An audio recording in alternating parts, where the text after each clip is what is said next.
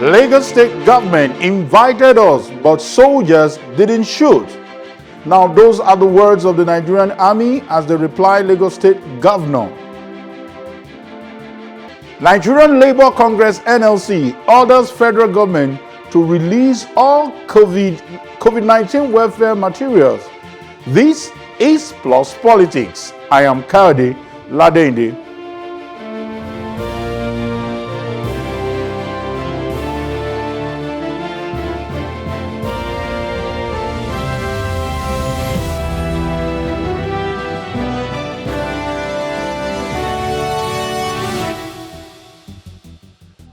Welcome back. It's still Plus Politics. The Nigerian army finally broke its silence on the Lekki toll gate shootings in Lagos, exonerating its officers from shooting at the EndSARS protesters last Tuesday. It attributed it to the handiwork of mischief makers. Now recall that the protest took a violent twist after soldiers reportedly stormed the toll plaza, turned off the light, and allegedly fired sporadically at the protesters. However, the 81 Division of the Nigerian Army, Victoria Island, Lagos, where the soldiers were deployed from, declared that its personnel never opened fire on the protesters. A week after, the acting Deputy Director, 81 Division Army Public Relations, Major Osoba Olaniyi, has released a statement explaining that the intervention of the soldiers was on the request of the Lagos State government. Joining us to discuss these twists is legal practitioner, our own Liberos Oshoma. Good evening, Liberos Oshoma. Good evening, Kayode. And we also have Colonel Ola Majoyegbe, a security consultant, also part of this discussion. Good evening, Colonel. Yes, good evening, Plus India Africa. Yeah, let me start with Colonel. We do not understand what is going on. It was clear when the army said that their men were not at the protest ground.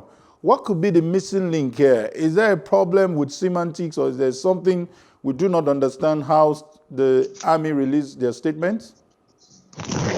Good. Please give me the privilege of a few minutes to air my perception of this matter. I must first express my sympathy to the families of those who are lost.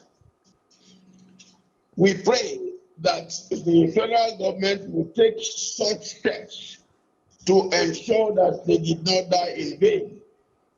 And the youths who are left behind carrying on this battle will not relent, because some of their colleagues are already dead and their death must count. First point, I am amazed that the 81 Division is releasing a statement on the 27th. Where has that division been all this while? Secondly, the statement released had some very clear statements, things that are not known to the military. In the second paragraph of the message, it explained why the government of Lagos State called in the soldiers. When did it become the duty of the army to explain actions taken by a governor? Well, I've been out of service for 22 years. Maybe they put this kind of regulations in place when we left service. But it is something that does not happen, that shouldn't happen, and it is very saddening this. The next point I'd like to raise quickly. The statement said the soldiers who are deployed followed the rules of engagement. I'm very sorry. You cannot follow any rules of engagement when the order was wrong in the first place. Why is the division just suddenly become the spokesperson of the governor of Lagos State? It is not possible for there to have been any form of rules of procedure because the soldiers were not supposed to be there in the first place. Okay, No Colonel. governor in Nigeria has authority to call out troops. Any troops called out by a governor, if they comply, they know that they are performing duties that are illegal, that are not authorized. Okay. 3, the chief of army staff has said no soldiers were deployed, meaning that this deployment was not done in line with laid down procedures. Then the release said the soldiers were called in and they responded to an illegal call. They said the soldiers they deployed didn't do anything. They didn't shoot at any civilian. So what did they do when they got there? Good question, Colonel. Colonel, I don't Yes. want you to exhaust all this good foundation you've laid for us, or let me call it foundation. It is for people to determine whether it's a good foundation. But let me bring in liberals into this discourse. Liberals, what can you decipher from the choice of words? I looked at the word, it said they did not shoot at the protesters. In other words, they're probably telling us they shoot into the air. But can you make sense of what they said and what the 81 divisions did say now? Kayode, thank you very much. With people like the colonel there, I honestly do not think that there was need for me to be on the program because Colonel had laid a very good foundation. He had raised the right questions. And but since I'm here, first and foremost, my heart, I will consistently say this, goes out to, all the young people out there, especially those who lost their lives, trying to ask and request for a better Nigeria.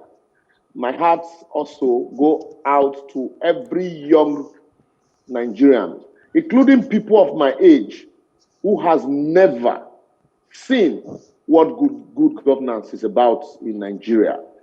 My heart goes out to, every Nigeria also who had to go through the horror of being in Nigeria, who had to face, the bullets, the torture of people who are constitutionally responsible for protecting them, starting from the police, the army, the navy, and what have you. But that said, the colonel raised a very good foundation and raised the right questions like, a professional military would raise. By virtue of Section 217 of the 1999 Constitution, it is only the responsibility of the president, in collaboration with the National Assembly, that can deploy troops. Even if a governor requires troops to be deployed, that request will have to be channeled through the President of the Federal Republic of Nigeria and not to any PS or GOC or even the Chief of Army Staff. And like Colonel said, if such requests were made by the governor to the Chief of Army Staff or to the GOC, the moment the GOC obeys that request, he is obeying an unlawful request. Then secondly, also, assuming without conceding that truly the governor requested them to come keep peace, a governor that cannot even order a commissioner of police is now ordering army. That's on one side. Secondly, they said they didn't shoot at civilians. So that means they fired shots. And so when you fire shots at people who are defenseless, people who are not carrying arms, whether you fired shot in the air or on the ground, by implication, what it means, you fired shots in the midst of defenseless people. That's ordinarily, it's also not in compliance with rules of engagement. Rules of engagement does not mean that you should fire shots at defenseless people who are not bearing arms. Now, while Liberals has really commended your opening remark, but I find a bit of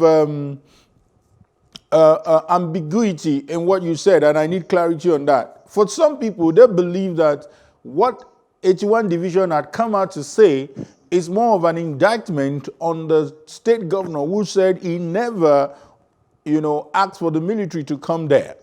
But you were seeing it as, oh, they are taking the job of the spokespersons of the governor. Can you explain what you meant by that? Now, this is what I mean. And I think it will help my competitors to know a few things. Even when I was a colonel in the army, if I went to a unit to which I didn't belong and I gave orders, no soldiers would obey them. In the coup that killed General Aguirre, a brigadier general ordered a sergeant to take action. The sergeant did not obey him. What I'm saying in effect is this. Once the chief of army staff has said, we did not deploy anyone, any deployment, any movement, any involvement is illegal ab initio. This state press statement by 81 Division is a disgrace to the Nigerian army. You said somebody who you know has no authority to give you orders invited you. You now said, okay, the troops went there, they didn't shoot anybody. Pray, what did they do when they got there? People in uniform were shooting in your area of operational responsibility, where you have sent troops, and the troops that you sent didn't shoot at anybody. This is a very, very sad press statement. And if I have any such authority, the first thing would be to fire that major who wrote such a ridiculous statement. It would have been better to shut up than to mess up the atmosphere with all of this. Okay, Colonel. I think they would drag him before the panel and deal with him to the extent I that see the the law military permits. man in you This now. is scandalous. Colonel. It's unacceptable. It's unfortunate to lie after the lives of young men and women have been taken. I don't know what has happened to the army.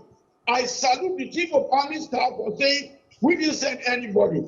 So those that deploy the soldiers who are now spokespersons trying to say there was breakdown of law and order, police stations were being broken. How does that concern the division?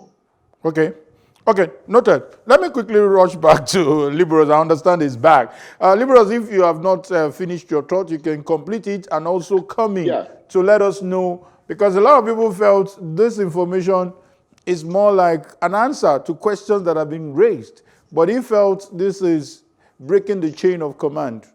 What's your take? No. They say he who the gods wants to kill, they first make mad. And so, for me, if you break the chain of command for the truth to come out, it's immaterial. The truth is the truth, no matter how you try to embellish it. Like I said, when you shoot at defenseless Nigerians holding the nation's flag and singing the national anthem, you did not shoot at these people. You shot at Nigeria, the nation Nigeria that you are paid to protect. What that means is that you fired at Nigeria. And so if Nigeria dies today, if this action snowballs into the death and collapse of this nation, those armies should be held responsible, because it is their shots that indeed sent Nigeria to intensive care units, even though Nigeria had been suffering from different ailments. And then coming to the issue of denial by the Chief of Army Staff, for me, it is an embarrassment that the Chief of Army Staff will come out. If you look at even the statement made by the Chief of Army Staff, was to the effect that, first and foremost, they denied that there were no soldiers at all, that the soldiers were not there. But when confronted with videos, initially they said they probably were miscreants dressed in military uniform, only for them to now admit that indeed soldiers were deployed, soldiers were there, but that they didn't fire at the protesters. They probably fired, but not at protesters. So even if you didn't fire at protesters, like I said, but you fired shot into the air, in the midst of that kind of crowd, people who are not with arms, who had not provoked you, who had not confronted you, fire for fire. These are the same people that have not been able to defeat Boko Haram. But unfortunately, today, we're in a country where there are no consequences for actions. With the denial by the Chief of Army Staff initially, he had said the army should go about their normal duty, that they were only obeying lawful instructions. Obeying lawful instructions means that the Chief of Army Staff also was hiding something. He admitted that they were obeying lawful instructions. So if they were obeying lawful instructions, that means the army were there. So, but they went there on the order of somebody. And so it is that statement that they were obeying lawful instructions that prompted the 81D to now come forward to say, yes, indeed, we came on the request of the governor. And like we say in local parlance, if you have to take 1 hour to explain your action or inaction, it means that it is something sinister. So the army has a lot to tell Nigerians. It is not a matter of the panel. Like I said, I would have expected that by now, the army would have presented those people that they said went there and fired shot to the entire country to say, well, these people went and they went contrary to the instructions or rule of engagement. Okay. But having done that, we must ensure that justice is served. But quickly, the people that are defending this today, if you remember in 2015, Honorable Femi Gbajabiamila went to court to challenge the federal government that the federal government, President Jonathan had no power to deploy troops for election purpose without the concurrence of the National Assembly. Today, Gbajabiamila is the Speaker of the House of Reps. APC is in power. And today they are trying to rationalize and justify whether it was a request or it was no request. The fact remains that people were peaceful, and peaceful protest is a fundamental right, just the same way election is a fundamental right. So if these same people in 2015 admitted and endorsed by the court that the president had no power to deploy the army without the concurrence of the National Assembly, and these same people have committed that same crime, I think the laws of the land need to take Liberals. course. Wow, time is really, really running. But let me just take one minute each from both of you. Let me start with Colonel. Now, the state actors are being mentioned in this old saga. And a lot of people have said that maybe there's more that we are yet to unravel. So I want to give two of you the privilege of telling us what we need to know more. Is this order really from the Lagos State Governor? If the Lagos State Governor had spoken to the media, had spoken to international media to say, they do not respond to me. So is this not contrary to what they had told us before? Let me start with Colonel, then I will end with Liberals. I will try to be brief. Okay. I think it is unfortunate that Nigerians in offices of public trust will cause the death of young Nigerians and then make matters worse by telling lies to the public. In other words, they are just compounding the tragedy. And they seem to have forgotten that the blood of those that died is crying to heaven, and that the families whose children have been lost are in mourning. They should please shut up and stop lying to Nigerians. What they have done is unacceptable, it's unfortunate, it's unimaginable. So they should just come out and admit the wrong that they have done instead of taking the rest of us for fools. The army does not operate the way those troops operated in that place. Let them bring the soldiers that were there to tell us A, who ordered you? B, what did you do? Your commander said you did nothing. Did you go there to watch a football match? I thank you. Thank you so much, Colonel. I'll come back to say thank you again. So, Liberals, can you help us clean up the old gist? Yeah, first and foremost, citing the case I gave you earlier, Honorable Femi Gbajabiamila and Goodluck Jonathan and the President of the Federal Republic of Nigeria. It is not just a federal high court matter. Even the Court of Appeal did, pronounced extensively on that section 217, section 215, and section 217 of the Constitution. Also, so what it means is that, and then before that, also, if you remember, even before soldiers were deployed, almost every well-meaning Nigeria, every patriotic Nigeria did call on Mr. President not to accede to the demand and request by some people in government who were calling on him to deploy the military. And also, for a follow-up to that, the president broadcast also did not make mention of the military that were deployed at the toll gate. And so, the president, being the commander-in-chief of the armed forces, could not have been unaware that those military were deployed to the toll gate. Otherwise, heads would have been rolling by now. So what they are basically trying to do now is to patch a bad situation after wreaking havoc and spilling blood of innocent Nigeria at the altar of the toll gate. And we shouldn't just leave this matter for God and say, let God take charge. The laws of the land, if they do not activate the instrumentalities of the laws of the land to take its course, I can tell you, just like Charles Taylor faced a war crime, this is a crime against humanity. This is a war crime against defenseless people. Someday, all of them, from the president to the chief of army staff to the officers that carried out this unlawful act, will face the international court for crimes committed against innocent and defenseless people. Thank you so much, Liberal Ososhoma, a legal practitioner, for your insight. And once again, thank you, Colonel Ola Majoyegbe, for your intervention on this issue. Thank you so much. God bless you. My pleasure. My pleasure. Yeah, and thank you for staying with us. We'll take a short break now, and when we return, the storage of COVID-19 palliatives meant for the masses is what the NSC is frowning against. We'll be right back after the short break.